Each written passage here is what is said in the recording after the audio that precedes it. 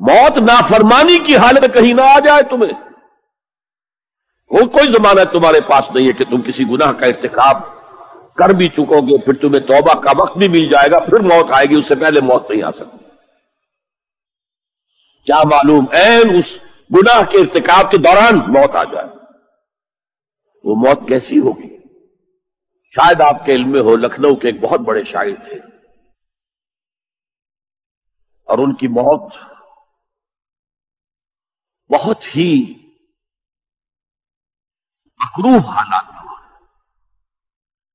رات کو 2-3 بجے، جس کو آپ انگریزی میں کہتے ہیں in the small hours of the morning, شراب خانے سے نکلے، نشے میں دھت، چکر آیا، گرے، اور ساتھ ہی بدرو جا رہی تھی گندی نالی، اس میں گر گئے، وہاں سے لاش برآمد. کیسی موت ہے؟ نافرمانی کی حالت میں موت آئی ہے، شراب کے نشے کی حالت میں موت آئی ہے. اور کیا یہ ممکن نہیں ہے کہ کوئی شخص بدکاری کا ارتکاب کر رہا اور عین اسی فعل کے دوران موت آ جائے؟ اچھا، اب اگر آپ نے طے کر دیا نہیں مروں گا مگر حالت فرما برداری میں، تو اس کی ایک ہی شکل ہے، کوئی لمحہ بھی نافرمانی میں بسر نہ ہو، مبادا اسی لمحے موت آ جائے. ہر لمحے کا پہرا دیجئے، ہر ساتھ کی پوری حفاظت کیجئے، کہیں نافرمانی کا کوئی ارتکاب نہ ہو اور عین اس حالت میں کہیں موت نہ آئے. میں وہ حدیث آپ کو سنا چکا ہوں، لا یزنی الزانی حین یزنی وہو مومن. کوئی زانی حالت ایمان میں زنا نہیں کرتا، جب وہ زنا کر رہا ہوتا ایمان اس کے دل سے نکل کر اوپر سر پر بڑھ جاتا ہے. کوئی چور حالت ایمان میں چوری نہیں کرتا، ولا یسرق السارق حین یسرق وہو مومن. کوئی شرابی حالت ایمان میں شراب نہیں پی سکتا، ولا یشرب الخمر حین یشرب وہو مومن. اگر ایمان بھی ہو دل میں اور یہ حرکات بھی ہو رہی ہو تو وہ ایمان 2 پیسے کا نہیں، 2 ٹکے کا نہیں. کیا اس ایمان کی قیمت ہے؟ کیا قدر و قیمت ہے اس کی؟ اب اگر عین اسی حالت کے اندر موت آ گئی تو یہ تو خلوع ایمان ہے، ایمان کا خالی ہو جانا ہے. یہ ہے وہ بات جو کہی گئی. اب یہ اسلام اور تقوی، ان دونوں کو یہاں نوٹ کر لیجئے. یا ایھا الذین آمنوا اتقوا اللہ حق تقاتہ ولا تموتن الا وانتم مسلمون. اے ایمان کے دعوے دارو، اللہ کا تقوی اختیار کرو جتنا کہ اس کے تقوی کا حق ہے، اور دیکھنا موت نہ آنے پائے مگر فرما برداری کی حالت. اب یہ اینٹیں اگر پختہ ہو گئی ہیں، ہم نے جہاد کے مختلف مراحل ان پر غور کیا تھا. پہلا مرحلہ کیا تھا؟ نفس امارہ کے خلاف جہاد، شیطان اور اس کی ذریت سلبی و مانوی کے خلاف جہاد، بگڑے ہوئے معاشرے کے جو پریشرز ہیں ان کے خلاف جہاد. یہ 3 جہاد کر کے کما حق ہوں فرض کیجئے کہ اب آپ تقوی اور فرما برداری کی روش پر راسخ ہو گئے، قائم ہو گئے. اب اگلا قدم کیا ہے؟ اب ان اینٹوں سے فصیل بنانی ہے. اینٹیں تو مضبوط ہو گئی، پوری طرح پک گئی، پختہ ہو گئی. وہ جو اقبال کہتا ہے کہ خام ہے جب تک تو ہے مٹی کا ایک انبار تو، اور پختہ ہو جائے تو ہے شمشیر بے زنہار تو. اور جس سے اکبر الہ آبادی نے بھی کہا ہے، اس سے بھی بہتر انداز میں کہا ہے، تو خاک میں مل اور آگ میں جل، جب خشت بنے تب کام چلے. ان خام دلوں کے عنصر پر بنیاد نہ رکھ، تعمیر نہ کر. اگر ساحل سمندر سے ریت لے کے گولا بنا لیں تو نم تو ہوتی ہے ریت، گولا بن جائے گا، کیونکہ اسے شیشے پر بھی ماریں گے، شیشہ کھڑا رہے گا، ریت بگڑ جائے گی. اسی گولے کو ذرا بھٹی میں ڈال کے پکا لو، روڑا بنا لو، تو خاک میں مل اور آگ میں جل، جب خشت بنے، جب اینٹ بنو گے تب کام چلے. اب اگر اسے مارو گے تو کوئی نتیجہ تو برآمد ہوگا کہ نہیں. تو یہ پختہ افراد کی شخصیت کو پختہ. جو حیات اجتماعی اس کو نظر انداز کرتی ہے، جیسا کہ میں نے عرض کیا تھا، پہلی منزل تعبیر نہیں کی، دوسری کے اوپر چڑھا ہو گئے، دوسری ہے نہیں، تیسری جو ہے وہ ہوا کے اندر اس کی تعمیر ہو رہی ہے۔ ہماری بہت سی ناکامیوں کا اصل سبب یہ ہے۔ حضور نے پہلے افراد کو تیار کیا ہے، افراد کے ہاتھوں میں ہے اقوام کی تقدیر، ہر فرد ہے ملت کے مقدر کا ستارہ، اور ہر حیات اجتماعی یا کوئی تنظیم ہو، کوئی جماعت ہو جو اسلام کی سربلندی کے لیے کام کرنا چاہیے، اسے سب سے پہلے پختہ کردار والے افراد تیار کرنے ہوں گے۔ یا ایھا الذین آمنوا اتقوا اللہ حق تقاتہ ولا تموتن الا وانتم مسلمون۔ اب دوسرا نقطہ کیا ہے؟ ان کو جوڑنا ہے، اب اینٹوں کو جوڑنا ہے۔ And for that you need a cement substance۔ پچھلے زمانے میں چونا وغیرہ ہوتا تھا، چونے سے جوڑا جاتا تھا، آج کل سیمنٹ ہے۔ اگر یہ سیمنٹ سبسٹنس مضبوط ہے تو یہ فصیل اور دیوار مضبوط ہے، اگر یہ نہیں ہے تو چاہے اینٹیں پختہ ہو، جب بھی سیلاب کا ریلا آئے گا بہا کے لے جائے گا۔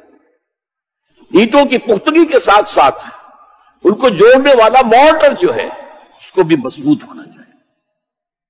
اس لیے دوسرا نقطہ، یہ سہ نکاتی لائحہ عمل، 3 نکاتی لائحہ عمل اختیار کرو اور اللہ تعالیٰ کی پوری فرما برداری اختیار کرو، کوئی لمحہ تمہارا نافرمانی میں نہ گزرے۔ اب وَاعْتَصِمُوا بِحَبْلِ اللَّهِ جَمِيعًا وَلَا تَفَرَّقُوا، چمٹ جاؤ اللہ کی رسی کے ساتھ مل جل کر۔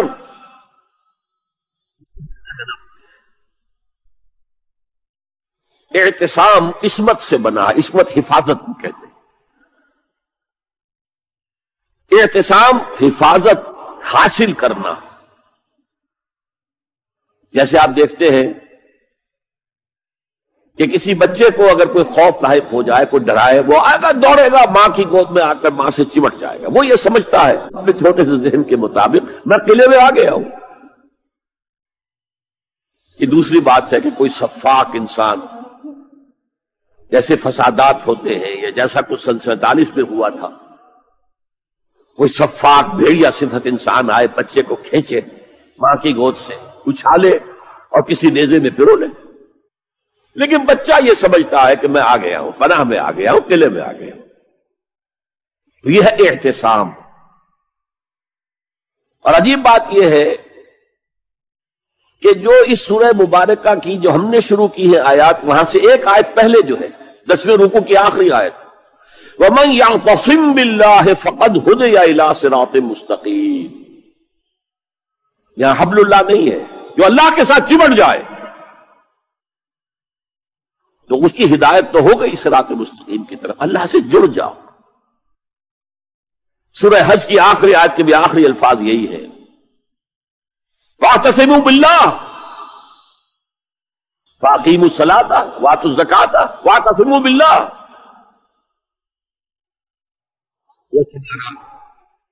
پشت پناہ ہے، وہ مولاکم فنعم المولا ونعم النصیر، کیا ہی اچھا ہے وہ مولا، پشت پناہ، مددگار، حمایتی، کیا ہی اچھا ہے وہ مدد کرنے والا۔ تو وہاں پر بھی واعتصموا باللہ، وہی لفظ یہاں آیا، ومن یعتصم باللہ فقد ہدی الی صراط مستقیم۔ اب یہاں سوال پیدا ہوتا ہے وہ حبل اللہ کون سی ہے؟ اب اصول یہ سامنے رکھیے کہ قرآن مجید میں اگر محسوس ہو کہ کسی جگہ پر کوئی ابہام ہے، اجمال ہے، کہیں وضاحت کی ضرورت ہے، تو یہ حق ہی نہیں فرض ہے محمد الرسول اللہ صلی اللہ علیہ وسلم کا کہ اس کو بیان کریں، واضح کریں، تبیین کریں۔ انزلنا الیک الذکر لتبین للناس ما نزل الیہم، اے نبی ہم نے آپ کی طرف یہ الذکر اس لیے نازل کیا ہے کہ آپ لوگوں کے لیے واضح کریں وہ شے جو ان کے لیے نازل کی گئی، ان کی طرف بھیجی۔ آج ایک عظیم ترین فتنہ ہمارے ہاں جو ہے وہ انکار حدیث کا ہے۔ وہ گویا کہ حضور کو یہ حق ہی دینے کو تیار نہیں۔ کہ قرآن مجید کی آیات کی توضیح کریں، تبیین کریں، جہاں کہیں کوئی سوال پیدا ہو اس کا جواب دیں. لیکن یہ جان لیجئے یہ حضور کا صرف حق نہیں، فرض. مجھے ایک بڑا تلخ تجربہ ہوا تھا لاہور میں 1973 میں، وہ جو عالمی کانفرنس ہوئی تھی لاہور میں، دنیا کے تمام مسلمان ملکوں کے سربراہ وہاں جمع تھے.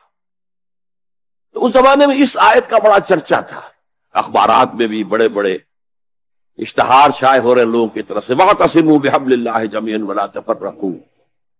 رکشاؤں کے پیچھے بھی بینر لگے ہوئے ہیں، ٹیکسیوں کے پیچھے بینر لگے ہوئے ہیں، وَاعْتَصِمُوا بِحَبْلِ اللَّهِ جَمِيعًا. بینر آویزاں ہیں سڑکوں پر جا بجا. لیکن میں ایک پریس میں گیا کہ جہاں میری ایک کتاب چھپ رہی تھی اور تاخیر ہو رہی تھی، تو میں ذرا ان سے کہنے گیا جلدی کرو. وہاں ایک صاحب آئے ہوئے تھے اور بدقسمتی سے آزاد کشمیر، جو ہمارے یہاں آزاد کشمیر کہلاتا ہے، آپ کے ہاں وہ مقبوضہ کشمیر کہلائے گا، اس کے وہ محکمہ جو انفارمیشن ڈپارٹمنٹ کے سیکرٹری تھے، اہم تھے. ان کا یہ کیا رہا؟ یہ لا یعنی کلام ہے، بے معنی کلام ہے. فَاعْتَصِمُوا بِحَبْلِ اللَّهِ جَمِيعًا. کہاں ہے وہ رسی؟ کس کو رسی؟ کون سی رسی کو پکڑو؟ بہت صدمہ ہوا، لیکن کیا کیا جائے؟ اصل میں کمیونسٹ ذہن کے تھے. اب اس لیے وہ اللہ کے رسول نے واضح کیا ہے کہ حبل اللہ کون سا. میں وہ حدیث آپ کو سنا چکا ہوں، حضرت علی رضی اللہ تعالی عنہ سے جو مروی ہے، نبی اکرم صلی اللہ علیہ وسلم، ترمذی شریف اور دارمی یا بیہقی میں موجود ہے. تو اس میں یہ الفاظ میں هو حبل اللہ المتین وهو الذکر الحکیم وهو الصراط المستقیم. حضرت علی فرماتے یہ ہے کہ میں نے سنا حضور نے ارشاد فرمایا ان قریب ایک بہت بڑا فتنہ رونما ہوگا، انہا ستکون فتنۃ. میں نے سوال کیا مل مخرج منہا یا رسول اللہ، اے اللہ کے رسول فرمائیے اس سے نکلنے کا راستہ کون سا ہوگا، مخرج کون سا ہوگا، ایگزٹ کون سا ہوگا. یا آپ کے ہالز میں جہاں ایگزٹ لکھا ہوا ہوتا ہے سرخ سی بتیوں کے ساتھ، عرب ممالک میں مخرج لکھتے ہیں اس کو، نکلنے کی جگہ، بھاگنے کی جگہ. اگر کہیں دھواں بڑھ جائے، کہیں آگ لگ جائے تو بھاگو ان روشنیوں کی طرف، ان دروازوں کی طرف، وہ کھل جائے.